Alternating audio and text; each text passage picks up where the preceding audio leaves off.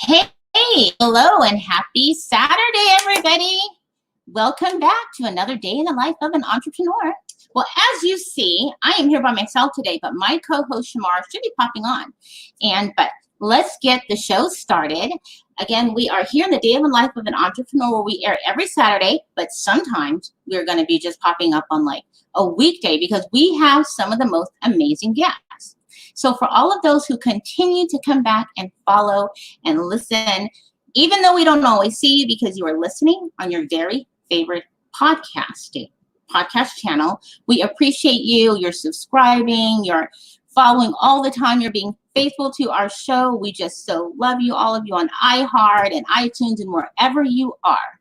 And familiar with our show, I'm Rose, your host of Entrepreneur Life, where we bring great guests in their journeys from local celebrities, from businesses, ventures, to their journey to share everything they've gone through to their entrepreneurship, even in entertainment. So if you have been watching our show or you have not, just subscribe and follow. Like it says right up there, you can find all of the channels we are on by going right to entrepreneurlife.show. So let's talk about the guest today. So if you're not familiar with it and you have not gone to our website, entrepreneurlife.show, this is a wonderful segment that we have been really kind of looking forward to doing for a while. We've been looking for someone to connect with, especially to help with, your health and wellness, your mental wellness.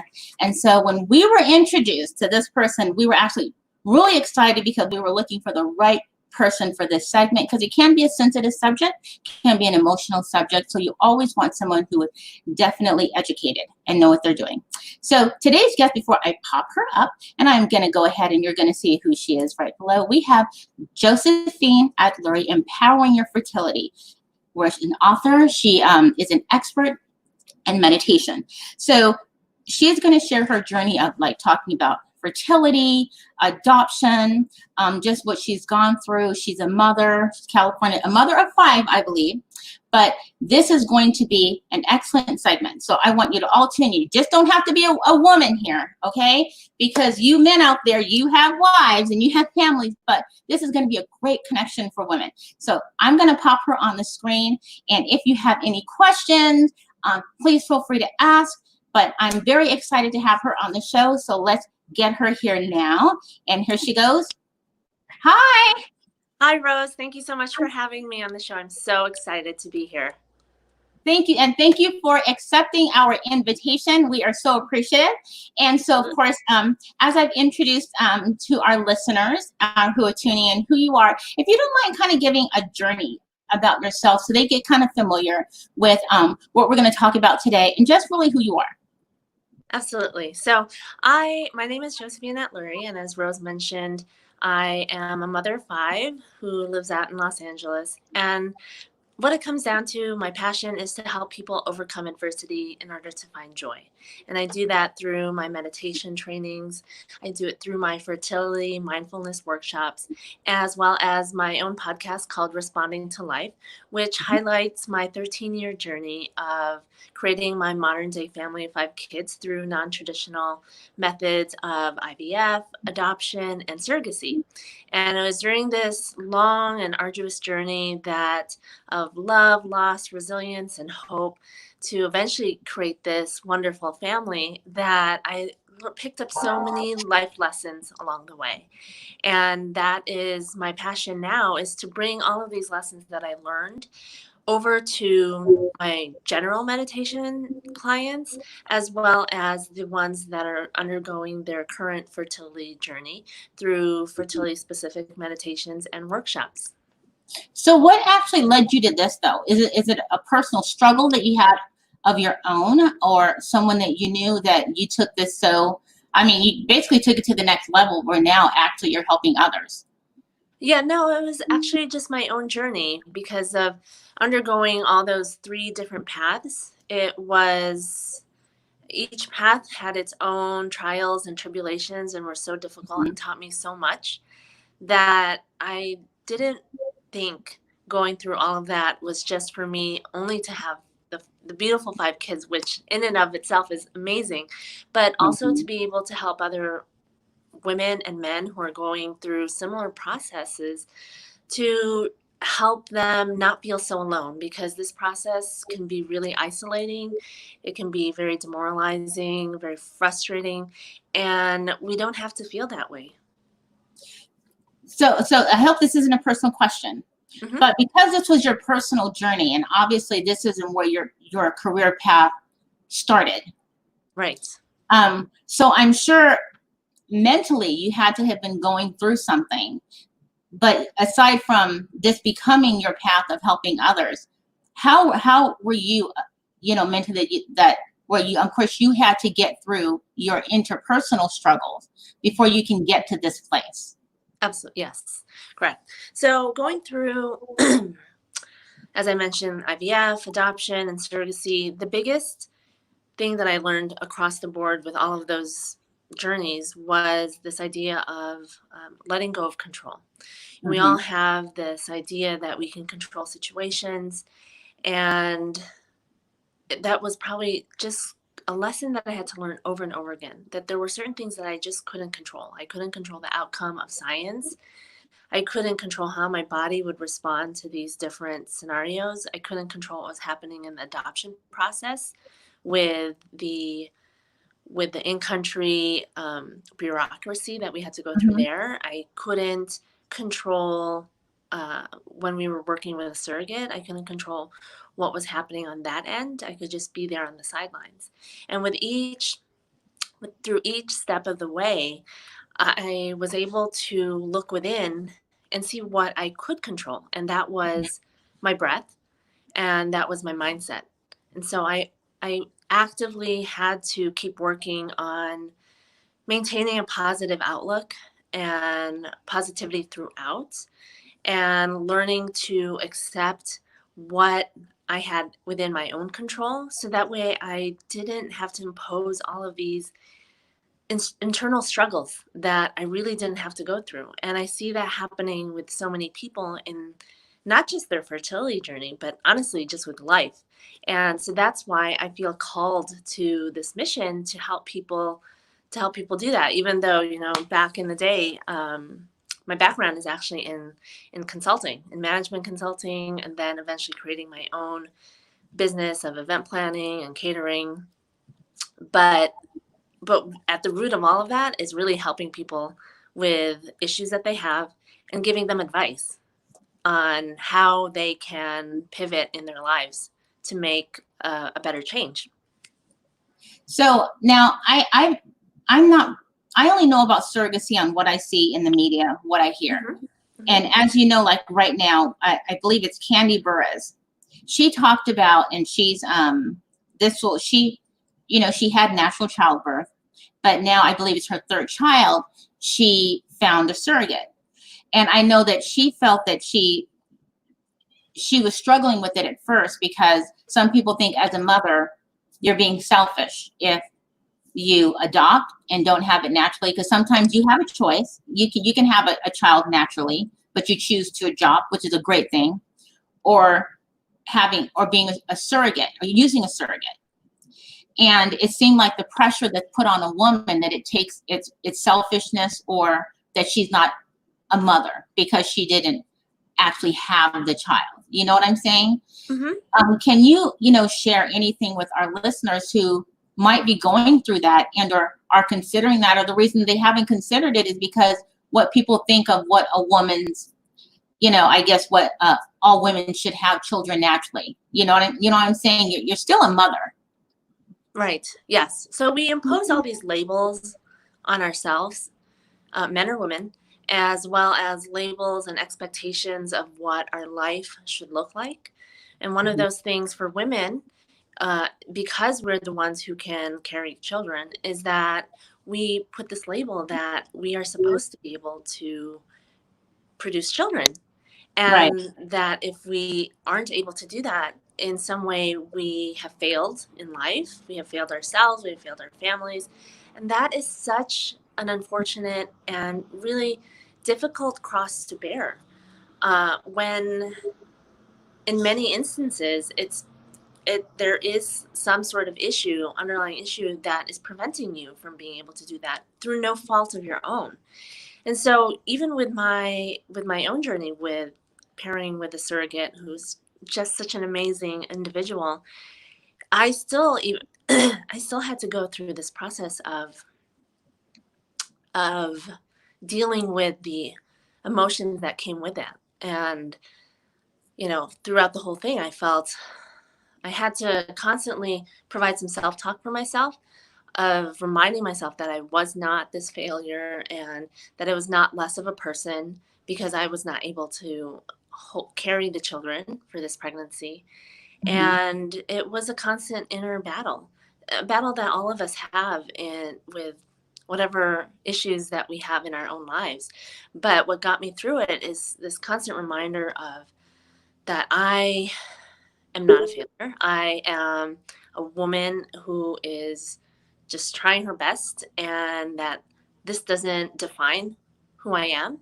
Mhm. This inability to do this one thing in life doesn't just define my entire life and my persona. And that was just, you just have to keep, you have to keep reminding yourself it.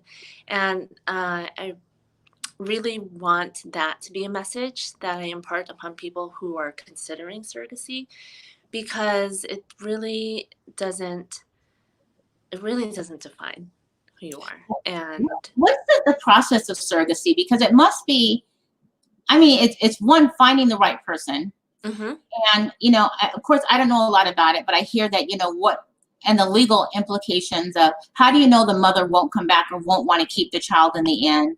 The trust factor. I mean, it right, has to be some. How does someone, if they want to consider surrogacy, that know nothing about it, how does that process work? And I'm sure this, I would consider some therapy or counseling or something beforehand to prepare for what is going to happen or what could yes. happen. No, that's a great point, Rose, is to definitely speak with some sort of counselor, you and your partner, to go over all the feelings. That would be a great way to support you as you're trying to come up with that decision, and then also throughout the whole process, because a lot of feelings will be brought up. But in terms of your question of how to start, we have the benefit of the internet, so there's a lot of surrogacy companies that you can look into, and Mhm. it is all dependent upon state, because certain states don't formally recognize surrogacy. For example, with New York, they just that it just became legal there. Before, you could not participate in surrogacy over there. And so make sure to look up your state's regulations, and then you have to not only work with an agency to help you find a surrogate, but then you also have to work with a legal department, a lawyer, to Mhm. draft up all of the contracts that state specifically that you are the intended parents, and that you're the surrogate going into the agreement is just the surrogate. And so there's a lot of all of that in background until you finally get to the point where you go through the fertility treatments. And so it's really quite the endeavor, because there's so much happening leading up to it. But if you're able to work with, and we looked at a bunch of agencies, all of them are, the ones that we went with was fantastic Mhm. and really helped us in what was such a very confusing and sometimes difficult process. So you won't feel so alone if you work with an agency. They'll definitely guide you every step of the way, which is important because, as I mentioned, there's just so many steps involved. What are the pros? And there's my co-host. Hey, Shmar, she got in. Woo! I Hi. told you you're on the island, so your reception kind of sometimes sucks where you are. Yes, I do apologize for the delay. I was having a little bit of technical difficulties, but I'm here. I'm excited to hear all about your journey and your story, and I'll just I'm fill in so where I glad. can. Nice So, to meet you. so what would be the pros and cons of surrogacy? Because I'm sure it isn't all bells and whistles. Like, oh, great, and now they're going to give me the baby, and we're done. Right. Yeah. So, the pros and cons, really, if you're debating surrogacy versus adoption, um, both of those as cons are very expensive. I can't quite remember like the breakdown of costs, but they are very expensive.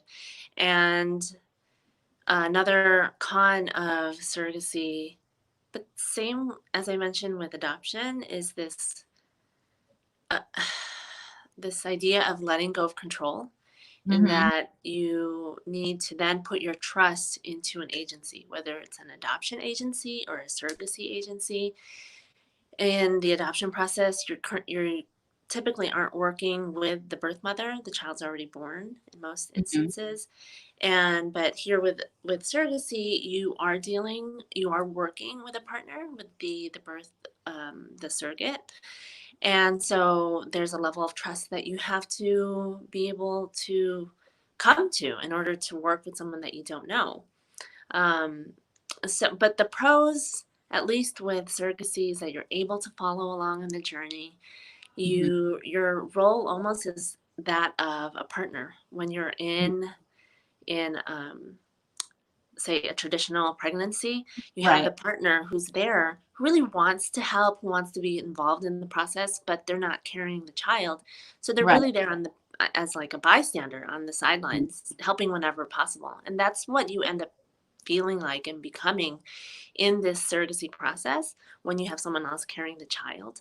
And so, you have to be comfortable with that. But on the plus side is that you do get to see your child developing. You do get to have that relationship and part of that experience with how she's going through with the doctors. And if you're lucky and your surrogate is close by, you can always visit and go to the doctor's appointment. So you can still be a part of the process and then be part of the birth. So those are some of the pros and cons of deciding upon surrogacy. And obviously a big pro is that you are able to, depending on the situation, Mm-hmm. either use both the egg and the sperm of the intended parents. And so biologically the child could be yours. So that's another pro versus with adoption. Obviously, you're So not let's the talk parent. about family, because obviously this affects the whole family, and you're able to help in meditation and other mental and health and wellness, so that you can help, like you said, men and women, because it really involves an entire family, not just the women. Right. So can you tell like the process of how you help people in that process, families, couples? I know you do workshops. I know you have meditation, maybe kind of give some kind of, I guess, guidance on, what you can help them with, or what they can look to do, when they're needing some of that guidance, because maybe some people don't even know. They don't even know that they're struggling, but there's something stopping them. There's that they're not feeling complete or comfortable. Mm-hmm. Right. So I do teach private and as well as fertility specific meditations. And what's Mm-hmm. great about that is that, as you mentioned, sometimes people don't even know what they're struggling with. Yeah. And the beauty of meditation is that we're able to sit in some stillness, and we practice sort of getting ourselves away from all the chaos of the world. We're Mm-hmm. able then to really tune into what's happening inside. It's really just taking a moment of self-care for yourself and being able to witness what things are popping up for you. And by doing that, just a couple minutes a day really is all it takes. Over time, you're really able to start listening to yourself and start feeling what it is that you need. And so in this instance, you're talking about family, then you're able to really tune in and see, like, what kind of family do I really want? Do I really want to continue on this journey? Do I even want to start this journey? And then with just regular life, you can tune into, why am I feeling this way? Why am I so stressed out? What is causing me to stress out? It's really just a moment of taking a time out, is what I like to call it, hitting the pause button on your day, in your life, and allowing yourself to have that moment of nourishment and self-care so that you can listen to what's happening within you. How do you know, you might think this is a dumb question, but I know I'm not the only person that's going to ask this question right now. How do you even know if you're meditating right? Right. So that's actually a great question, Rose. Yeah, no, that's one of the reasons that a lot of new people, when I'm speaking to them, feel not inclined to try because, or maybe did try once and then didn't continue because they didn't think they were doing it right. And put that in air quotes because there isn't a right way to meditate. If you're sitting there and trying it for 1 minute, you've Uh-huh. meditated. And so people think that you're supposed to stop every thought from occurring, but that's, a misconception. Actually, it's a practice of allowing thoughts, a thought or a sound or a sensation will float in as you're sitting there. And then what you need to do is gently acknowledge that thought, sound, sensation, and then allow it yourself to send it back on its way, to return to at another moment when you can focus on it. And then you're returning back to your point of focus, whether that's your breath or a mantra or whatever perhaps you're doing a guided meditation on an app or something. Return back to that point of focus.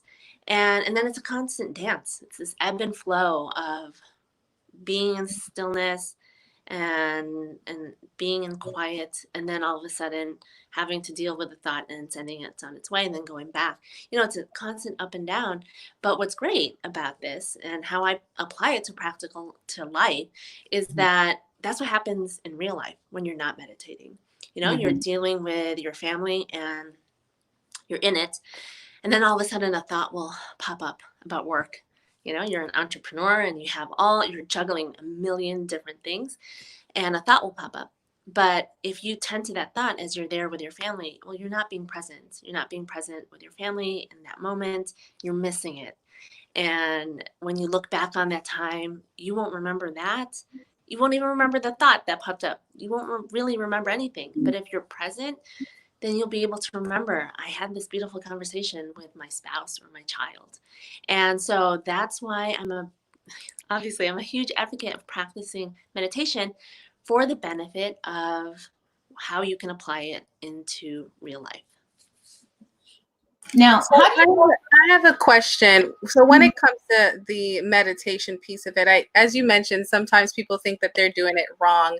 Is there a certain amount of time that you should sit in silence, or is it really when you feel like that moment is done, then you can stop? Because I think that's the misconception. Like, hey, if I spend 5 minutes, you're not doing it right. But if you spend an hour, you're doing it right. So yeah. Right. Yes. So if you're new to meditation, I'm a really big proponent of, working with an app, or there's so many out there, or else all of these practitioners like myself, I offer free online meditations. I also have a few on my website that are free that you can follow, because you're right. You don't know how long you're supposed to be doing it. And the beauty of all of these options now is that you can pick a certain time limit. Something as short as 2 minutes or 1 minute. And by sitting and practicing, say, a mantra or a breathing technique, you are meditating. You're allowing your mind to get into a state of calm. And then you can just slowly progress over time, increasing time and doing different types of meditations.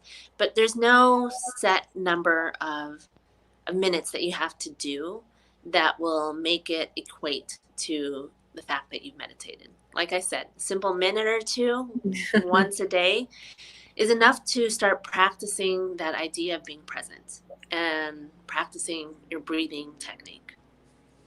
Is there a time when you're ready? I mean, so do you need to be or should you be in a certain mental state when you say, okay, now I can get to that level of, of meditation? So I think it's also spiritual, I guess you can say, because some people use it as a meditation, as a spiritual connection.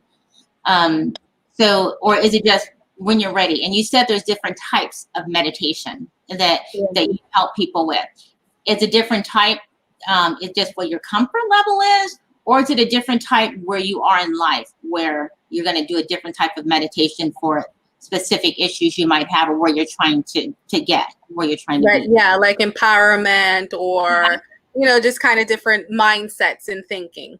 Right. Yes. So that's why I love to advise people to, either use an app or to find a practitioner that they like and use their videos and follow along to their meditations that they post either on their sites or on their podcast, because every day you wake up and you feel different. Mhm. So, one Yeah. day for myself, even as a meditation teacher, I need someone to give me a boost of self-confidence. So I will specifically look for a meditation that will empower me.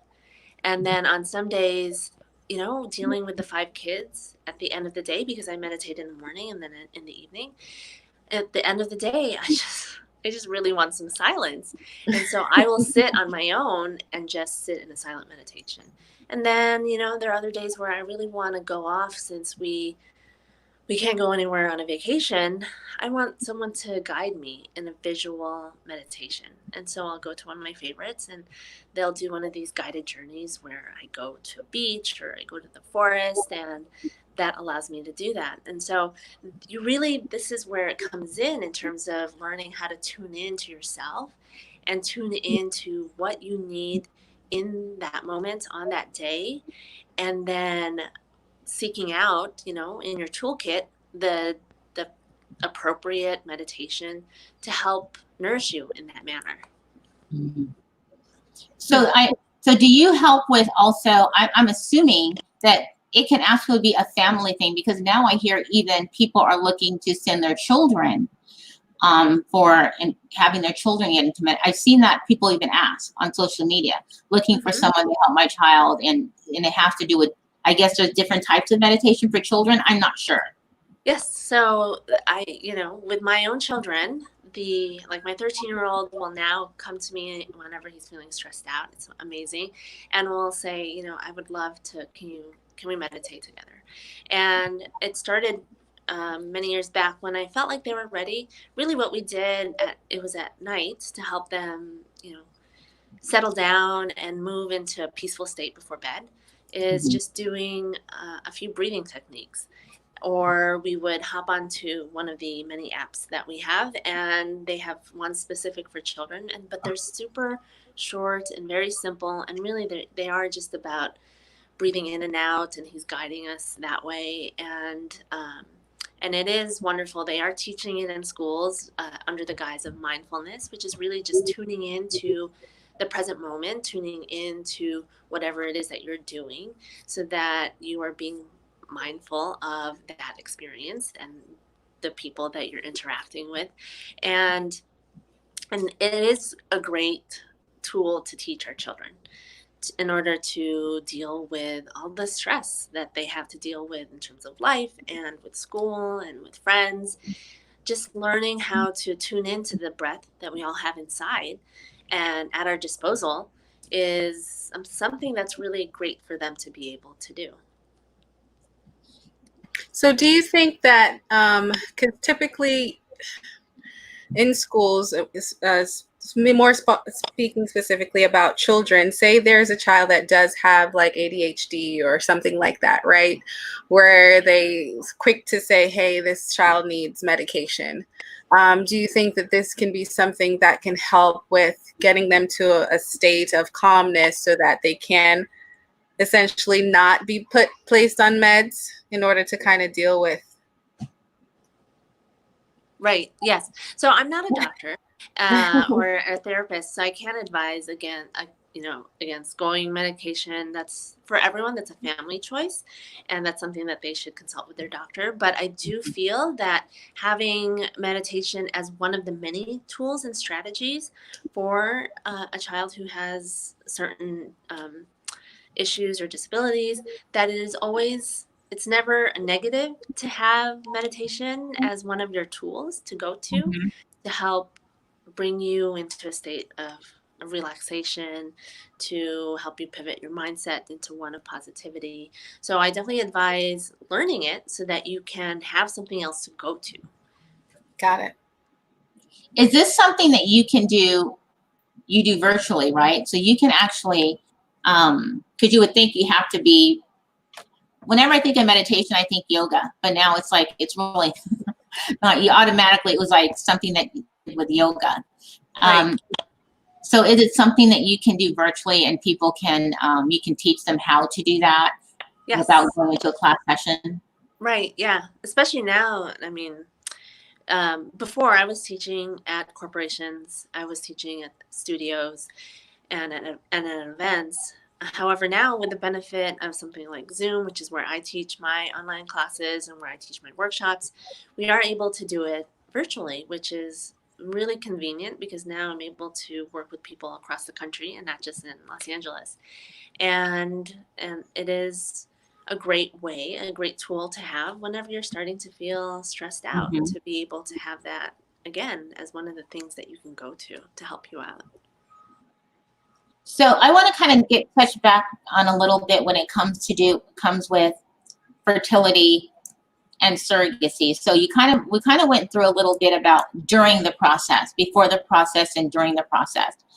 And but afterwards, do you find that it would be a really good option for after you have the child, whether it be surrogacy or through fertility? Fertility, if you have, for like have to take fertility drugs or something like that, and that it's a good idea for your mental health that women struggle after that, because you're still challenged with the fact that, like, it's like for me, when I had my tubes tied, I didn't think that it would affect me emotionally. I thought, yay, kids are expensive, labor sucks. But I went through and I had to go through counseling first, and I thought I was fine. Right. I thought until they rolled me in and I fell apart. Right. And I know other women, I would assume it has to feel the same way. So my question is, it's as if a part of your being a woman is gone. Mm-hmm. So during the process of going through adoption because you can't have children, or having a surrogate because you can't have children, or maybe it's too risky to have a child, and women feeling like they're not really a woman. So I'm sure there's got to be a before, a during, and an after. Mm-hmm. You know what I mean? Right. Yes, exactly. And you're right. There is a lot of, I like to call it trauma. I refer to it as trying to conceive trauma. And, around this idea of who you are as a woman, what you're supposed to be able to do. Mm-hmm. And there is all this work that needs to be done throughout the whole process, even after, as you mentioned, because you need to address all of those feelings. And just because you have the child at the very end doesn't mean that all of your problems are solved. And in fact, that is what happened to me. We adopted our son, and then I finally, through IVF, I was able to carry our middle set of twins. And I thought, okay, great. Now I have 3 children. All my problems are solved. I finally was able to achieve, after like 4 or 5 years, I was able to finally achieve what this vision was that I had for my life and these goals. And then out of the blue, I was getting back into shape after the pregnancy. I was training for a race as a way to motivate myself, and the race finished and it was fantastic. And then this idea of having to maintain this wonderful physique that I accomplished was just too much for me, and I developed an eating disorder, which I had never had before, and it hit me out of left field in my early 30s. I became bulimic, and after I went through individual therapy and group therapy to finally deal with it, what came about in all of that inner work was that I never dealt with all of these suppressed emotions from that journey, because what this was manifesting into was this idea of having to control a situation and Right. not failing at something yet again, and not feeling deserving because I had these 3 kids, but I was almost punishing myself because of those years of not being able to do it. So many things were like popping up that were crazy to me that I did not address during that time, because with fertility, it's just so time sensitive. You don't really have time to pause and evaluate yourself. But what I'm proposing is that you do take some time in between each maybe cycle that you're doing in between each major decision, to really sit down, whether it's with a therapist or with just your partner and yourself, to really dig deep and feel all of the feelings. Don't suppress them. Actually go through like what a grief process looks like, where you're going through the feelings, all of them, anger, the sadness, the frustration, all of it. Go through it. Don't be scared of it. It is very scary. I know it is. But going through it so that you can finally then let go of it and move on and still have it there, but like have addressed it, almost as if you're grieving the loss of a loved one. Here you're grieving the loss of an expectation Right. of something that you wanted in your life. And if you don't address it, it's going to catch up with you later, as it did with me in terms of an eating disorder, just randomly. And so there's constant work that has to be done within ourselves that can't just get brushed aside. So how do you introduce this idea to someone that is going through that? And I can talk from just personal experience. My stepmother, she's been trying to have a child for years, and and so she constantly had miscarriages, and so that sense of like, again, not feeling like a woman or being able to accomplish that set goal of being a woman. And so we can see it in her daily actions and how she deals with people, like, recognizing that she's more comfortable interacting with children and not adults because of the fact that a child grows up and leaves you. And so we've seen this in her behavior, and we notice that there's something wrong, but we don't know necessarily how to like address it or help her understand that there is trauma and that she needs to seek some guidance. But it's been a challenge. So just talking about this topic, I think, is surfacing because it's something that I'm dealing with personally, with someone that did raise me for, since I was 13, and been trying to have her own kind of child, and it just didn't kind of work out. So how do you help someone? It is hard to it is hard to support a friend or family member going through this. And even for myself, when I was going through it, I didn't reach out to my friends and family, primarily because I was one of the first within my group actually trying to have kids. We got married really young. And so there wasn't anyone who could really talk to me just on that alone. But then there wasn't anyone who could talk to me about all of these struggles that could really understand it from my vantage point. And as anyone who struggles with anything, whether it's addiction or loss or anything, you have a hard time hearing advice or words of comfort from someone who hasn't gone through or isn't going through what you are. It always feels better when you're speaking to someone who can really get you. And unfortunately for me, back almost 20 years ago, when I was starting this whole process, we didn't have the benefit of all of these great groups online. As I'm starting to delve into this world, I'm so amazed by all the support groups that are out there on Facebook, on Instagram, and all of these offshoot ones that are just private, where you can meet up with women who are going through something somewhat similar as you are. Everyone has a different case, but is going through this infertility journey. And there is some major comfort in speaking, or even just if you don't feel comfortable speaking yet, just being a witness and within the comfort of other people. I was recently, I sat in one of these groups just this week, and hearing these women talk about their experiences was really, and then seeing how they support each other was just so heartwarming, because I really wish that I had that myself. So in terms of, your stepmother or anyone who's listening who has a friend or a loved one going through this, I would just make it clear to them that you are always there for them, that you are always there to support them, even if it means just listening and just being someone that, like a shoulder to cry on, or just being their phone call where they can vent, or and then you can also tell them that, you heard about all of these support groups that are available now to people, and they don't even have to like formally join. They can even just hop on to say Instagram or Facebook and see, like, follow certain like hashtags or feeds and see what other people are going through, just to know that they're not alone. And that is like such a big piece of it, of feeling a little bit better.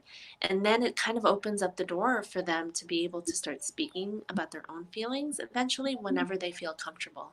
But I think just making it clear to, say, your stepmother or your loved one, that you're there for them, and that you, if they ever want to just like see other things that are out there, that you're willing to help them out in any way. And then really let them be the ones to initiate it, because at the end of the day, they need to be able to want the help. Want it. Right? We can't force anyone to do that.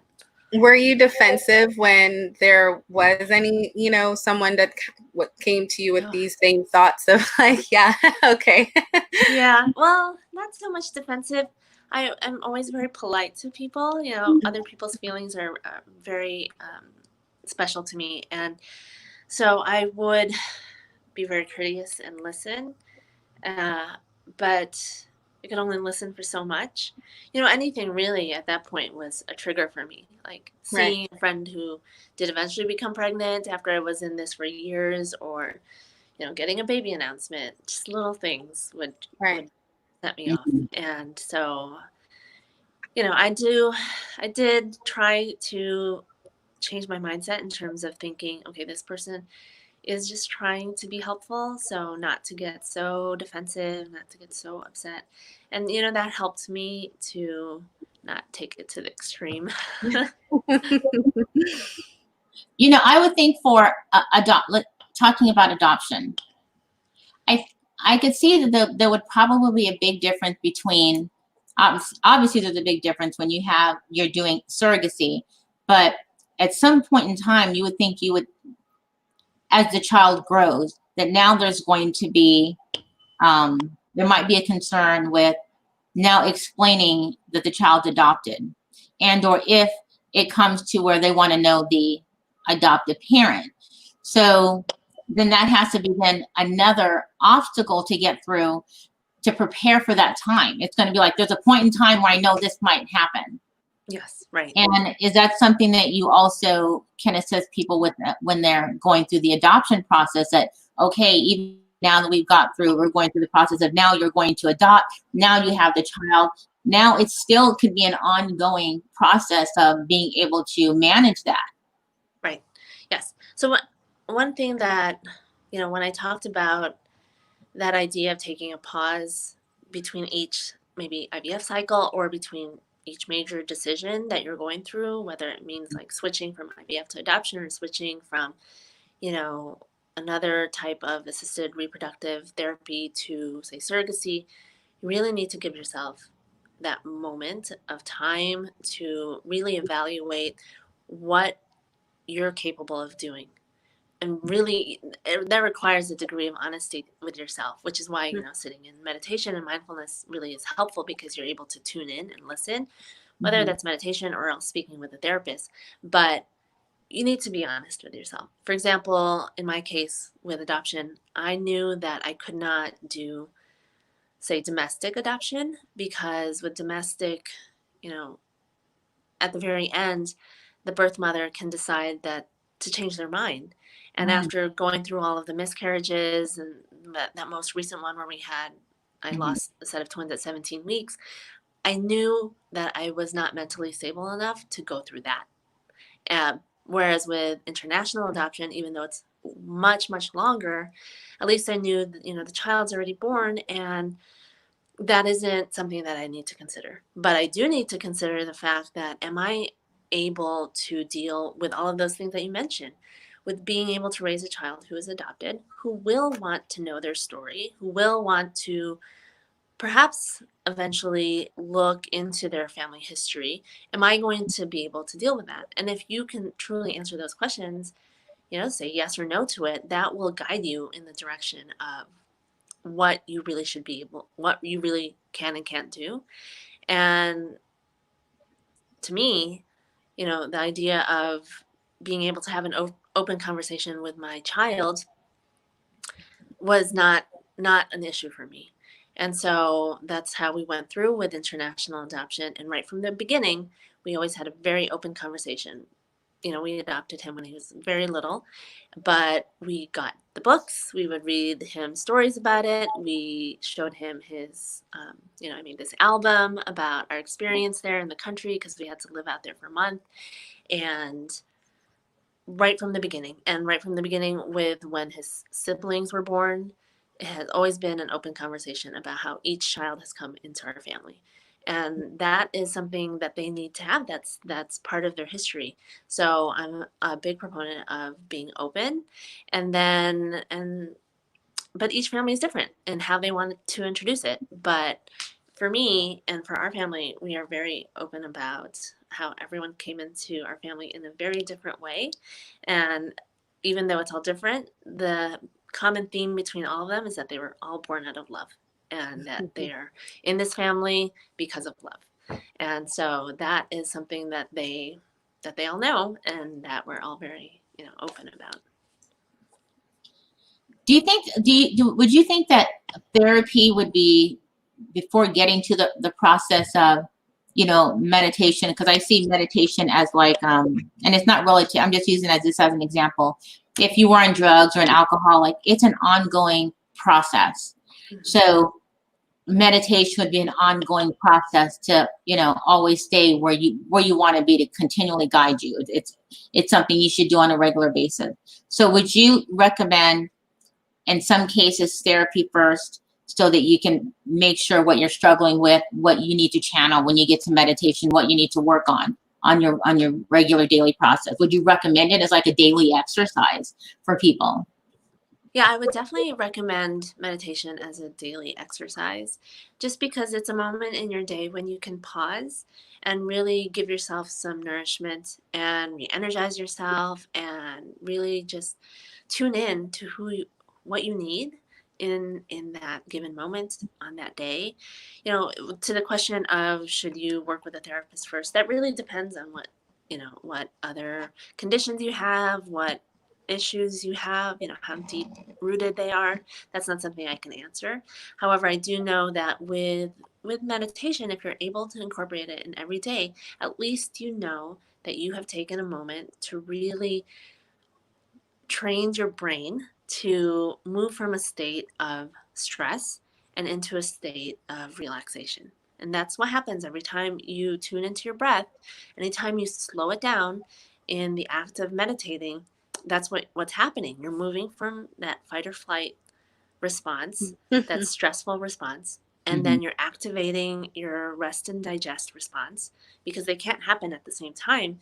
And so you're actively moving from stress into relaxation, and you're training your brain on how to do that by activating that breath, by slowing it down, by witnessing it.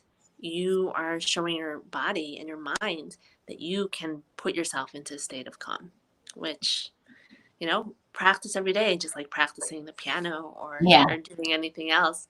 It does take time, but you get benefits immediately.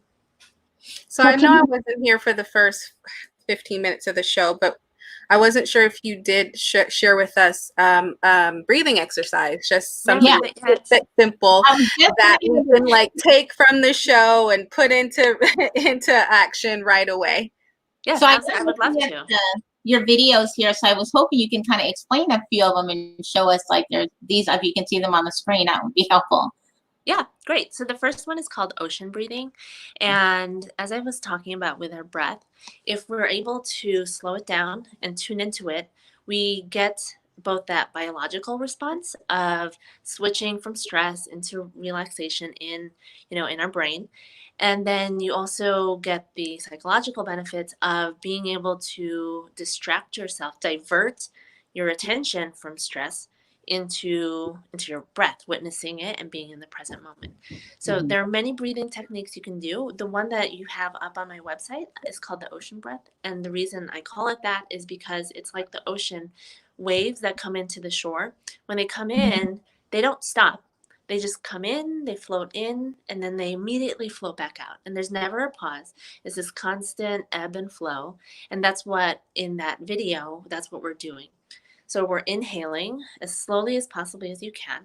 So you're inhaling. And then without pausing, you're flowing your inhale back out into an exhale. And then at the bottom of your exhale, as you're exhaling, you're immediately bringing it into an inhale. And as you're focusing on making sure that there's no pause and that you're doing, that it looks like an infinity sign, really, what you're doing is you're so focused on that and making sure you're doing that, that you know thoughts of like what you need to do for your business or with life can really come in because you're so tuned in to how that breath is moving in and out of your body. And then at that same time, because you're slowing it down, you're sending that signal into your brain that you're not stressed, that you're moving Do you into mind if we show a little bit of your video? Oh, sure. Go right ahead. Okay.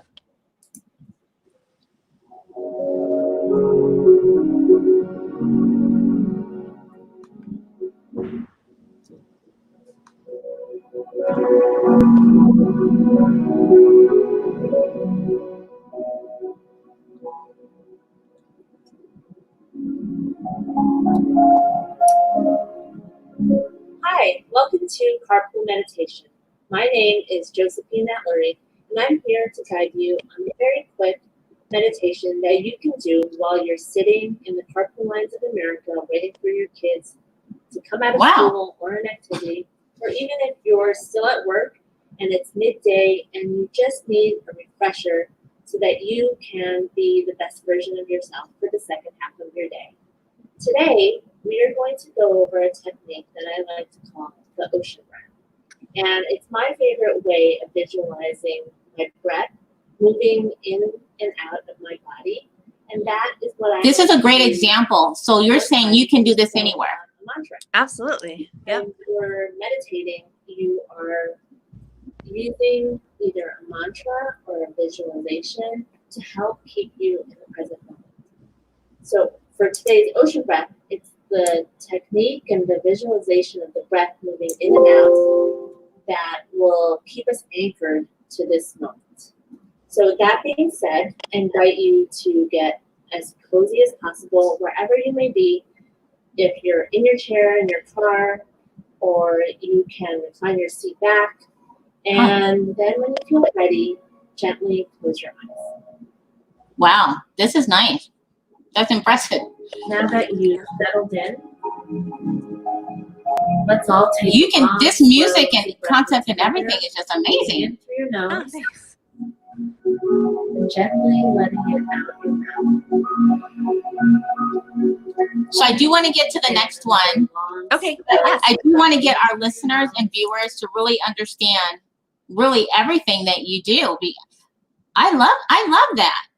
Oh, thank you so much, Rose. I appreciate it. Yeah, Yeah, the way it's that great. you've done it makes it a lot easier to understand, like, okay, this is the concept of how to do the breathing. Yeah. Yeah. And you can do it anywhere. As you saw, I was in my car, back pre all of what's happening in the world. I would do it in between, like right after I dropped kids off to school, before I went over to like a cafe to start working. I would do it to just reset myself, because in the morning I was in mommy mode and getting the kids to school. Now I needed to get into my entrepreneur mode and get business done. But how do you flow into that? Well, if you can just breathe, do something like the ocean breath, then you can really pause and then pivot into that next phase of yourself and of your day and feel refreshed and ready to go. It really is energizing, not just calming, but definitely can be energizing as well. And so with that second video, it's called the body scan. And the idea with this is creating that mind-body connection, because through accessing our brain by slowing it down and using our breath in order to slow down our minds, we are also able then to tune into our bodies. And we don't realize it, but when we're holding on to stress, it affects us not only internally, like our digestive system and all of these things, but it can also be physical. And a lot of times people are holding, especially when you're working on a computer, Right. your shoulders start to scrunch up, Yeah. your eyebrows are furrowed, you don't even notice it. And we're Yeah, on oh my our God, devices yeah. all the time. You know, our eyebrows are like this, and we're like this, and we're like this all the time, you know, scrunched up. So And true. at the end of the day, you just feel so tight here. Yeah. So what's Yeah. great about the body scan, again, you don't have to be in some beautiful like meditation spot. You can do it. When I teach my corporate clients, I tell them to just sit at their desk and do it. And all you're doing is you're breathing in, and as you're breathing in, you're finding an area of stress. So you work your way from top down or bottoms up. And let's say you find that you have stress right here in your neck. And then you take your breath and you breathe in, and you imagine yourself like expanding that area and softening it. And then as you breathe out, imagine yourself breathing out that stress, that tension, and relaxing it. And what I like to do at the very end is, after you've gone from top to bottom, is we squeeze everything really tight. Just everything, your hands, your shoulders, your eyebrows, your face, your jaws, everything really tight. Hold your breath. And then let everything go, release everything, breathe out, and you'll feel how light you are. And the reason I like to do that is to actually show people that this is how you were before, so tight, so stressed. And now look, you literally feel like you've melted into the ground beneath you. And you can lock that memory both in your mind and in your body to know what relaxation and calm and being stress-free feels like. And so you always have that. So, you know, tightening doesn't feel so great, but then that afterwards, and we just sit there and breathe into that, and you feel like you feel really good. Even after doing it myself, just right now. Wow. You just feel so light and free. And you could do it at your desk. You could do it right now without even saying to the audience that we're doing it, and it'll feel so good. Yeah, no, I'm definitely going to practice because of the frustration prior to getting on the show. Oh, I'm sure. This is going to be great for me to be able to. Good. I'm glad. I know. It's like it's perfect timing. Oh, good. So this is also great for you entrepreneurs. So you said that you actually go to businesses, so you can do like corporate settings now. I do. Yeah. Back in the day, I was going into corporate offices, which was great because after my meditation training, as I mentioned before, I was in management consulting, and I opened up my own event planning business and catering. And so my background is in business. Like, I know what business people are going through in terms of their specific stress with work. And I knew that I could go in there and just help them with very basic techniques that they could do in meditation, but didn't really have to. Like, it takes so much buy-in for people to decide, okay, I will meditate. And I know that. I'm a realist. That's why I felt like, okay, if I can at least go into corporations where I used to be and show them these techniques, maybe then they'll do the techniques on their own while they're at their desk or at a meeting or before a big phone call. And then they'll start to see the benefits, and then I'll get them to start meditating. So just like baby steps. And so now I do my corporate clients on Zoom. This is really great. Okay. So how do you typically, like the corporate clients, like how does that conversation really even start to get them in that, that mindset of, hey, I'm here to help you with the breathing? Yeah. Yeah. So, I with them, it's usually once a month. That's the frequency with which I'll be with the corporate clients and their audience. And so each month I'll come with a new technique, and we learn something new. And it's under that guise of, okay, today we're going to talk about the body scan. And that is what that meditation will look like. I'll tell them all about it beforehand and how, just as we did, like how it will apply to you in regular life. And then we go ahead and we practice it. And then they have the tools. I give them tools to be able to practice it, whether it's a handout or a video. And they're able to practice it for that entire month until I come back. And then we tackle on another tool that they can use. And in the beginning, when I've just started with a client, a corporate one, I really will start with the basics of the breathing technique, the body scan, because you need all of those in the beginning to really set a good foundation for yourself. And then it helps them to not feel so, nervous about trying it outside of their desk and actually trying it on their own of meditating. And so once you get all those basics, then you're able to do these other ones that are a lot of fun, like doing, say, like an empowerment one or a gratitude meditation. But you need the basics of the breathing technique, the body scan, knowing what to do with your thoughts, knowing what to do with a mantra, those sorts of things first, and then we can do a lot more fun stuff. I could see it as a really great team building tool. Absolutely. Yes. Yeah. Well, we're coming to the end of our show, the close of our show, and I think we got a lot of information. I hope that everybody who's been out there listening really enjoyed the show and what we have shared today, and with our guest Josephine. And is it, how do you say, Atluri? Atluri. And so, but before we go, because some people may not be watching live on social media, I want to make sure people can find you. And of course, if you watch on the replay, you'll just see her and you'll see everything about what she has going in some of those great meditation videos, which I'm seriously going to use. Can tell everybody who just are listeners on their favorite podcast how they can really connect with you. Well, I would love that. And thank you so much for this opportunity to share. On my website, it's JATLURI, JATLURI.com. There are 3 free video meditations that you can follow. If you sign up, when the pop-up comes up, you'll receive the monthly newsletter. And every month, there is a new guided video meditation that I put in the newsletter that doesn't go up right away on my website. And you'll also receive the link to the free meditation that I do every Wednesday at 1:30 p.m. PST on Zoom. And then you'll also see a link to my own podcast called Responding to Life, which is all about my infertility journey and parenting tips. And so that you can find on Apple and Spotify and all of that. And also on the website are the episodes. And that's where I go into more in depth about what adoption was like, what the surrogacy process was like, all the miscarriages and IVF. And on social media, on Instagram, you can find me at Josephine R. Atluri. And I hope to connect with all of you.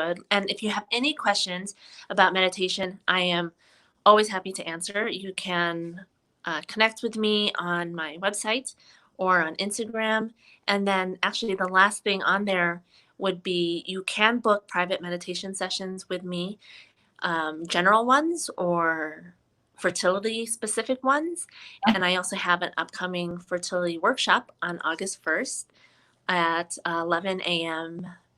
PST on Zoom, where we will do all these basic techniques of meditation, but with your infertility journey in mind, and how you can use it when you're waiting in the doctor's offices, when you're waiting for your pregnancy test to see if it actually worked, all of these times when you need to be calm and can really benefit from using all of these techniques. Okay, well, thank you so much. It was such a pleasure speaking with both of you. Thank you for having me. Well, thanks to all of our listeners again for following us. I hope you have enjoyed our segment. And be sure to subscribe and follow us at entrepreneurlife.show, where you can see all of our past guests, our calendar for all of our upcoming guests, as well as how to connect with each of our guests. And we will see everybody next week. Bye, everybody. Thanks for tuning in.